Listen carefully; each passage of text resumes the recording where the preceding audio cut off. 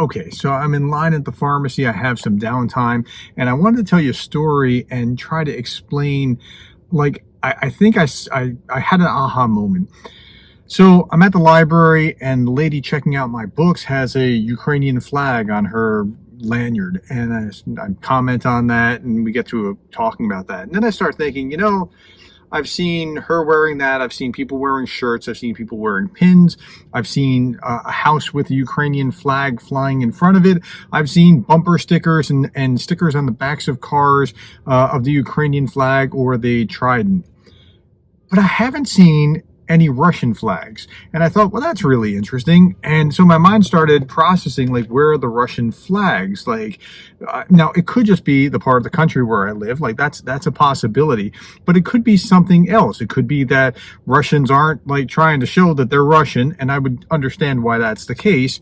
There's been multiple incidents of people in other countries getting, there were Russians traveling in Georgia and other places in Europe and getting assaulted or whatever. And I understand why that would be, the anger that especially Europeans have toward the Russians. But I don't think that's it. I think there's something more at play. And it made me wonder, okay, so is it really that the Russians are not okay, so this led me to think about support for Ukraine and support for Russia. There's a great deal of support for Ukraine, and I understand you see the political divide, but well beyond the political divide, just among people, you see support for Ukraine. You don't see support for Russia, at least in the United States. Now, that somehow made me think of the book Antifragile. I don't know how I made this mental connection. Antifragile by Nassim Nicholas Taleb.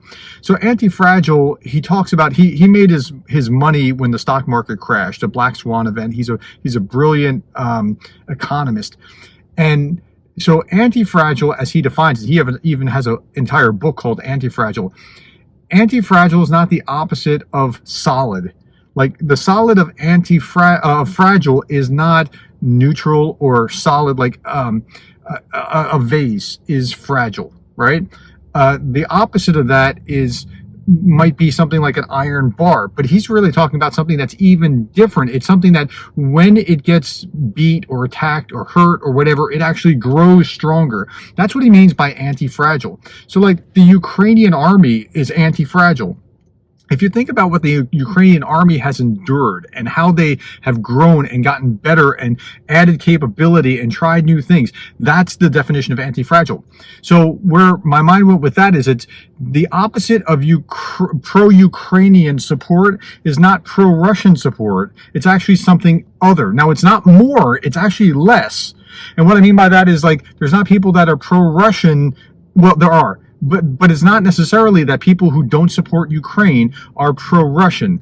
They may very well be pro-Russian, like the Tucker Carlson types who, comes out and says, I want Russia to win. But I think that's a small fraction. And then there's a large section that just because they're not pro-Ukraine doesn't mean that they're anti-Ukraine. I mean, just follow my train of thought. They could just be, I just want to be an isolationist. I just want to be left alone. I just don't think we should be involved. I just this or that. But that doesn't mean that they're pro-Russian, which means that the amount of support on the Russian side, at least in the United States, is a lot smaller than you would have thought. Now, this might not apply to other countries, like France, for example, where they have a high percentage of Russophiles. Maybe in Germany, because of East Germany having that connection there to whatever. But I think that there's something there, and I'm not sure exactly how to describe it.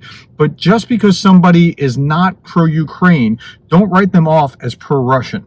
Okay, that's all that I had, and it's just something I was processing. I was in the car just thinking about it, and I thought, there's something here. Let me make a short video, and I hope that it aids your thinking and how you understand and process the war. So when you're dealing with somebody who is just I don't know if we should be doing that, don't write them off. They may, with the right arguments or convincing or questions or whatever, be somebody who can come around to the side of being on pro-Ukrainian. All right. Thank you for your time. Thank you for the likes, the shares, the subscribes, and thank you for being the kind of person that cares about Ukraine.